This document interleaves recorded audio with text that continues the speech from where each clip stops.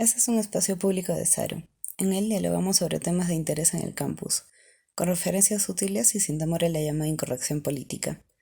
Así que aquí estamos, un buen café, por supuesto, sin azúcar ni edulcorantes.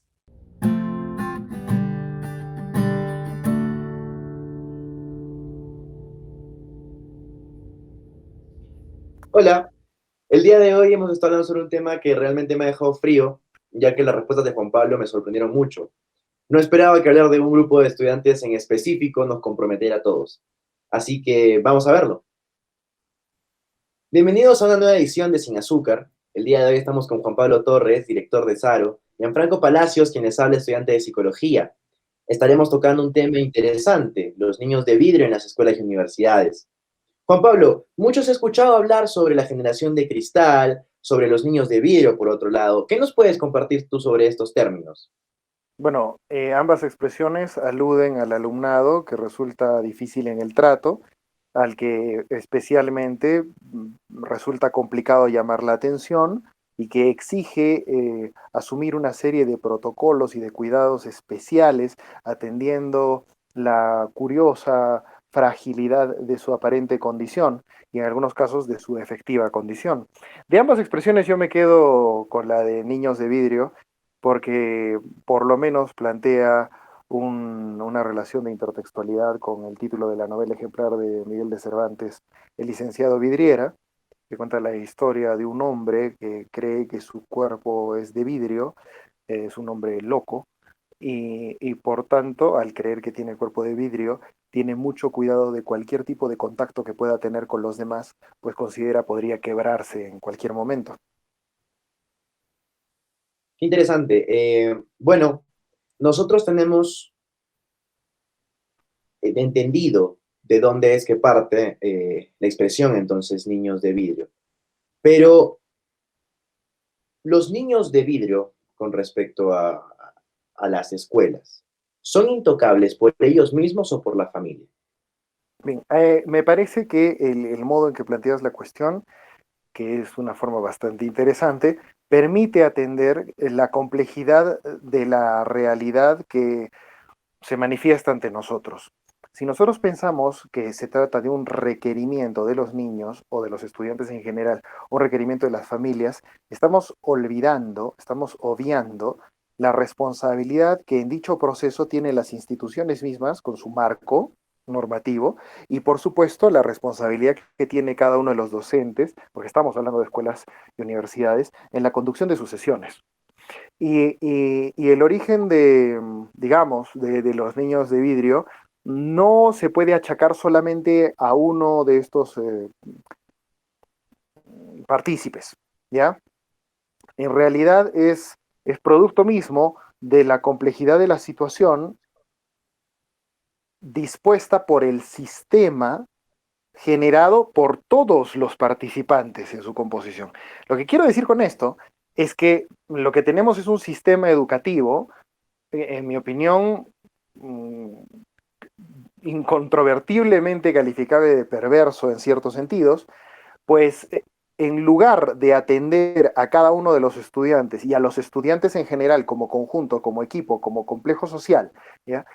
Para orientarlos, haciéndolos cada vez más competentes para adaptarse a la realidad que es desafiante, cambiante en sí misma, peligrosa, por medio de los instrumentos, herramientas, estrategias y todo recurso que ofrece la escuela como un entorno controlado, en vez de hacer esto, lo que se tiende a hacer ahora es atender la individualidad irrepetible de cada uno de los estudiantes, adaptando la realidad a dichas características.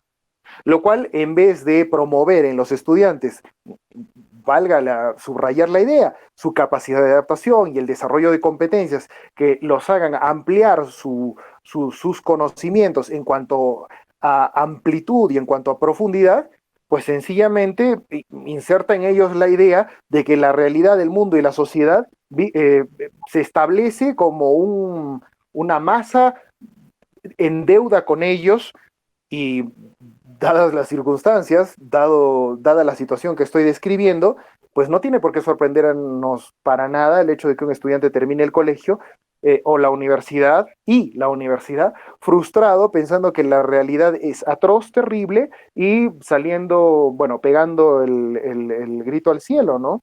En plan, la universidad no me ha dado nada. La vida real es muy diferente. Sí, pues, porque efectivamente la educación universitaria no está cubriendo las necesidades que nuestra propia sociedad eh, acusa en otros ámbitos, ¿no? Hay mucha gente que se da cuenta de que hay problemas, de que hay falencias, pero los medios para darles solución tiende a sobreentenderse, debían empezar a gestionarse por la universidad, pero la universidad es probablemente la última entidad que asume responsabilidad al respecto. De hecho, la universidad, y primero me refiero a la universidad para luego hablar del colegio, se ha convertido en una suerte de institución mmm, que tramita documentos, es decir, que le brinda a uno una suerte de carnet y de título para poder ejercer determinada profesión sin garantizar de ninguna manera que el estudiante, en efecto, domine un campo de conocimiento y mucho menos pueda contribuir a la sociedad por medio de la investigación. Las investigaciones actualmente, no solamente en nuestro país, sino en todo el mundo, han dejado de desarrollarse en las universidades. Se están desarrollando en centros particulares de investigación cuyos costos y gastos son solventados por el gobierno o instituciones privadas. Y las mismas universidades se han convertido también en una suerte de empresas que brindan servicios también a instituciones privadas por intereses particulares. Mientras tanto, la situación de los colegios, que en ese sentido me parece menos grave, pero no por eso aceptable, ¿ya? Es un tanto distinta, pero se rige bajo el mismo esquema. En las escuelas se entiende que el docente, el profesor y todos los demás agentes que intervienen en la gestión de aprendizajes de los estudiantes son ante y sobre todo motivadores. Y si bien es cierto, la motivación es un factor importante en la gestión de aprendizajes, si nosotros priorizamos la motivación, estamos obviando un asunto de la más enorme relevancia, de la más grande relevancia. Y es que el estudiante ingresa a la escuela y luego a la universidad para integrarse en una especie de microcosmos, en una suerte de mundo en miniatura, en un espacio de riesgos controlados, pero para exponerse a situaciones que no son cómodas, que no siempre van a resultar motivadoras, que no van a ser, que no pueden haber sido concebidas para ser complacientes con él. En ese sentido, tenemos que reconocer que las escuelas han venido a convertirse, muchas de ellas, felizmente no todas, lógicamente, en una suerte de guarderías grandes en las cuales los padres sientan menos culpa de dejar a sus hijos durante la mayor parte de horas del día. Todo lo que te estoy describiendo me parece, ofrece por lo menos algunas luces para entender cómo es que puede surgir la figura de un estudiante que se considera a sí mismo tremendamente frágil, que siente que la sociedad de entorno debería adaptarse a lo que quiere y que por tanto hace uso de su inteligencia condicionando a las autoridades, a las supuestas autoridades en torno suyo, a las autoridades burocráticas, ¿ya? Simplemente a rendirles pleitesía. Ok. Eh, bueno, imagino que escuelas así, como bien lo mencionaste, eh, existen, otras las que no, felizmente.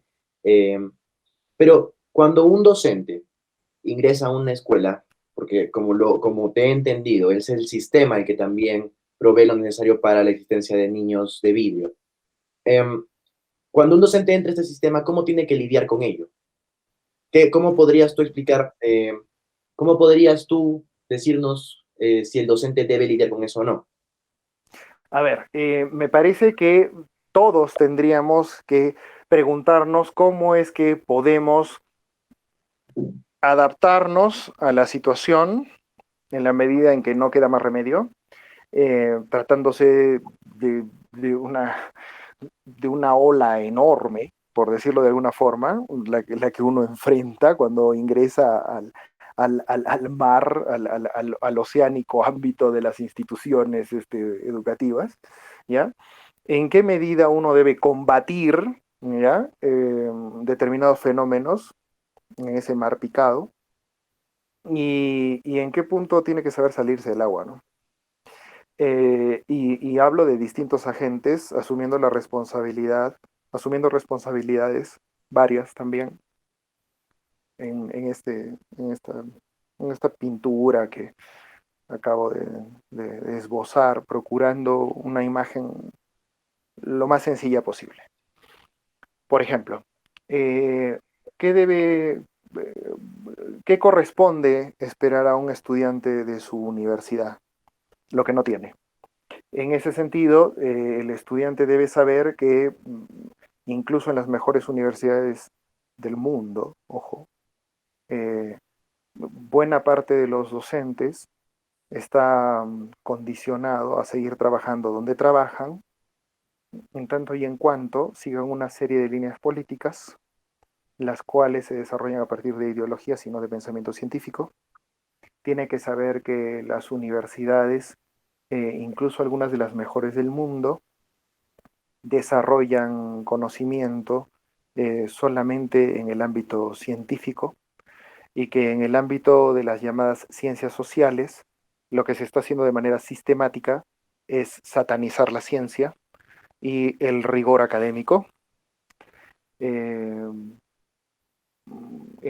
Tiene que saber que en la mayoría de universidades, probablemente la suya propia, pero debe saber, insisto, que eso pasa en muchas de las mejores universidades del mundo, se ha adoptado, especialmente en el ámbito de las ciencias sociales, un discurso, una vez más, lo digo, condicionado por ideologías, y no todo es ideologías, ese es parte del discurso relativista absurdo que se ha venido a coger en las universidades. Eh, Digo, en el espacio de las ciencias sociales sobre todo, ha venido a, a cobrar especial importancia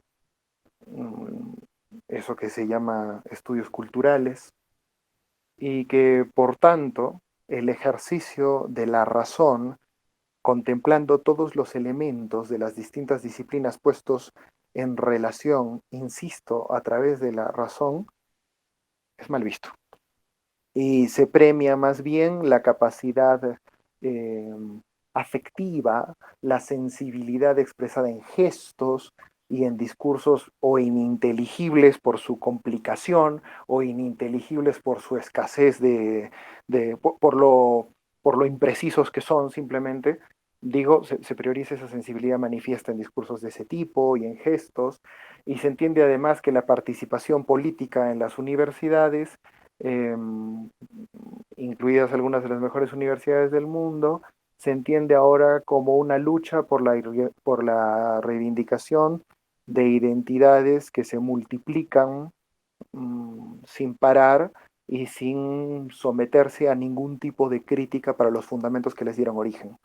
Y en ese sentido conviene recordar que es eso precisamente una ideología. Una ideología es una construcción humana de corte parcialmente racional, y digo parcialmente porque deja de funcionar racionalmente, porque no es capaz de señalarse a sí misma como objeto de crítica y por tanto carece completamente de objetividad, y además existe, se promueve, es fecunda en sus actos y en sus apariciones, porque sirve sobre todo para brindar identidad a quienes se encuentran inscritos en ella. Y las universidades están copadas por eso. Entonces, si un estudiante universitario sabe que eso es así, tiene que saber que lo mejor que puede esperar de sus educadores, sean escuelas, sean universidades y sobre todo fuera de espacios universitarios, es que logre gestionar con ayuda de estas personas aprendizajes que le permitan soportar la situación, aprender a lidiar con ella sin ganarse problemas gravísimos, gravísimos, y mientras tanto continuar el desarrollo de su pensamiento crítico de manera que pueda aprovechar dicho pensamiento crítico de manera prudente en entornos controlados. empezando por su familia, por sus vínculos amicales, en la empresa que él mismo decida montar y desarrollar. Y también tiene que aprender, más que tolerancia, realmente eh, a dominar sus emociones por medio del ejercicio de la razón para poder tomar determinaciones que lo sigan, que lo mantengan a flote, eh, sin sacrificios excesivos. En otras palabras, me parece que lo que bien harían muchos estudiantes ahora es esperar encontrarse con, con docentes, eh, que les ayuden a gestionar de la mejor manera posible aprendizajes para sobrevivir. Sé que suena bastante pesimista, pero en realidad no lo es. La mayoría de gente se ha olvidado por qué va a las escuelas. La gente va a las escuelas para aprender a enfrentar una vida que es compleja. Entonces va en principio para aprender a sobrevivir, no a pasarlo lindo, no a integrar un club y vivir la vida como si fuera una fiestita de actuación en actuación. Todo lo cual redunda en la sensación de extraordinaria fragilidad de estudiantes que en efecto, y en esto vaya qué eficaces que son estas instituciones educativas, bueno, se aseguran de convertir en gente frágil, ¿no? Bueno, sí, imagino que muchos docentes tienen que tener también en cuenta el hecho de algo que me pareció interesante, saber en qué momento también apartarse, ¿no? Salirse de ese mar que tú pusiste como ejemplo. Pero ahora, caso contrario, los estudiantes. Ujú. El estudiante O no tiene, por otro lado, digamos, los estudiantes, ¿no? los estudiantes no tienen esa posibilidad quizás de poder decir, bueno, ya me retiro de la institución y ya está. Supongo que abarca algo mucho más grande por la toma de decisiones con los padres, eh, la ciudad en la que esté, la cantidad de colegios que hayan, etcétera, etcétera. Me permito en ese sentido decir que no lo veo de esa manera y estoy dispuesto a sostener las razones en las que baso mi perspectiva. Quienes tienen muchas menos alternativas en este momento son los profesores. ¿Ya? Porque los profesores normalmente trabajan, es decir, ganan el dinero por medio del cual sostienen sus vidas, como parte de un sistema que en sí mismo se deteriora a una velocidad extraordinaria, en función de la complacencia con la que pretende tratar al alumnado y a su comunidad como clientes, llevados por, ya lo dije, ideologías, eh, que aparentemente tienen una gran variedad, pero en el fondo simplemente sirven a afanes identitarios. Y entonces, digamos, están fritos ya. Entonces, lo mejor que pueden hacer es, ya que no, en muchos casos, renunciar a la institución con la que trabajan, sí, reconocer las limitaciones que tienen y dentro del ámbito normativo del sistema ofrecer lo mejor que se pueda y recordar que la función, que la vocación, digamos, de la gestión de aprendizajes en otros no se limita a la escuela, no se limita a la escuela. Y entonces existe la posibilidad de que el docente entonces dé sus clases de lo que el ministerio, la institución en general le digan que haga, con la supervisión que corresponde, sin ganarse líos con quienes trabaja, dando lo mejor de sí en ese sentido, pero también poder procurar por su propia cuenta nuevos espacios. Y la tecnología hoy nos brinda esos espacios. Este mismo espacio de conversación, en el que dialogamos tú y yo, se llama Sin Azúcar, justamente por eso, porque sabemos que estamos diciendo algunas cosas que serían políticamente incorrectísimas, sobre todo en campus universitarios. ¿Ya? Eh, y entonces existe esa posibilidad. ¿Cuántos profesores hoy de pronto se han vuelto youtubers y comparten conocimiento de un rigor destacable, obtenido, mejor dicho, a través de un rigor destacable, de manera libre? Y eso me lleva a responder por lo que preguntaste ya de manera más puntual. ¿Y qué hay de los estudiantes? ¿Podemos renunciar? No, por el contrario, o sea, Creo que jamás, no creo, en ningún momento en la historia de la humanidad, esto es algo muy obvio, la información por medio de la cual uno puede formarse académicamente jamás ha estado más a la mano. ¿Ya? Uno puede acceder gracias a la forma en que han resuelto sus problemas varias universidades en este periodo de aislamiento social. Uno puede acceder ahora mismo a un montón de clases. Por ejemplo, ahora mismo hay un montón de cátedras de la UNAM liberadas en YouTube. O sea, ni siquiera te hablo de canales privados. La bibliografía, o sea, hoy vivimos compartiendo la biblioteca abierta más grande de la historia. Entonces, adquirir y gestionar conocimientos obviamente no se puede hacer de modo completo a través de una práctica autodidacta. Eso es cierto, pero es cierto que esta misma tecnología a la que me he referido nos permite vincularnos con gente de saberes mucho más desarrollados que los nuestros y generar comunidades, sin contar con el hecho de que nos podemos relacionar también con estos institutos de investigación a los que hice alusión en mi respuesta anterior.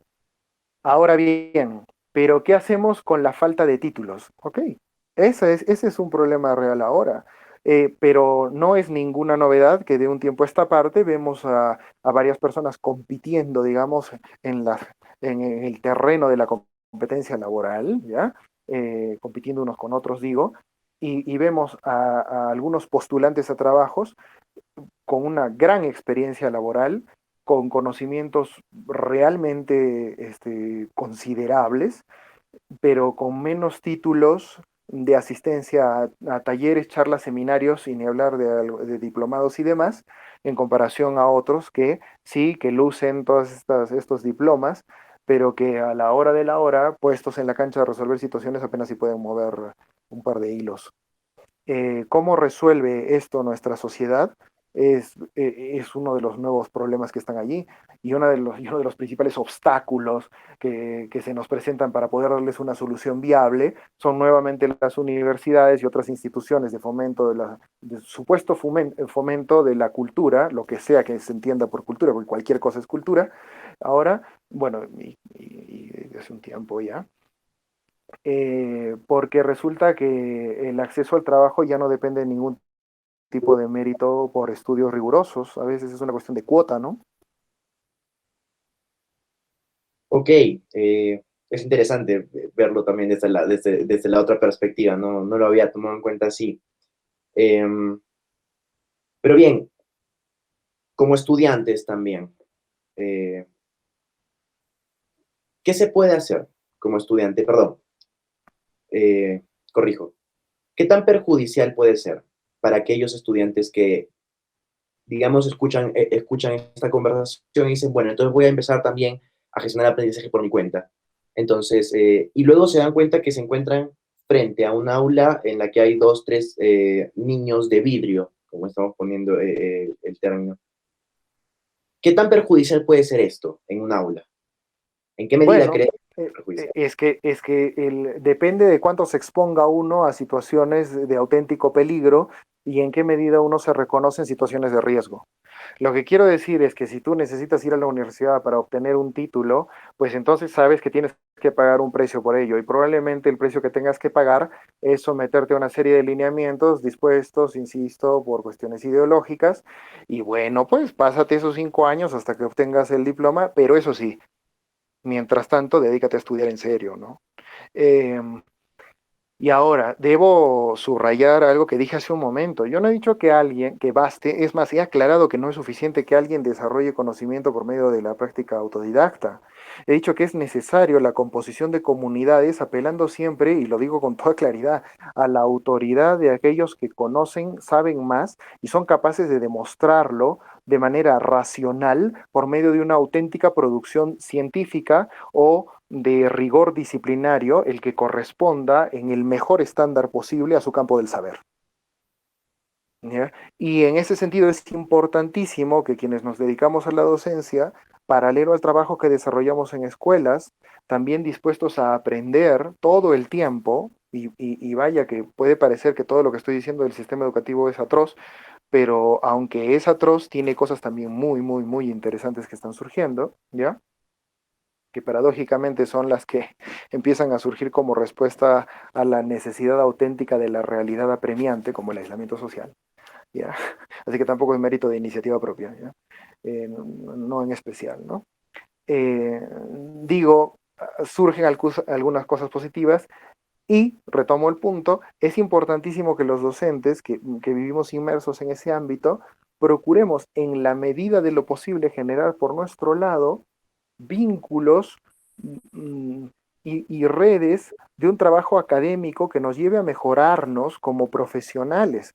Y esto es súper importante, ¿por qué? Porque si tú tienes a una comunidad de docentes que de pronto empieza a mejorar eh, su desarrollo profesional, el sistema mismo llega a un punto en el que no puede imponerle a este conjunto de profesionales que ahora sí que sabe, en el supuesto ideal que estoy planteando, sí que sabe qué es lo que se le está diciendo que haga y qué es lo que debería hacer, lo que debiera hacer en lugar de eso, es dificilísimo que le termine imponiendo medidas equivocadas, ¿no? Entonces, pero entre tanto, ir gestionando estos espacios.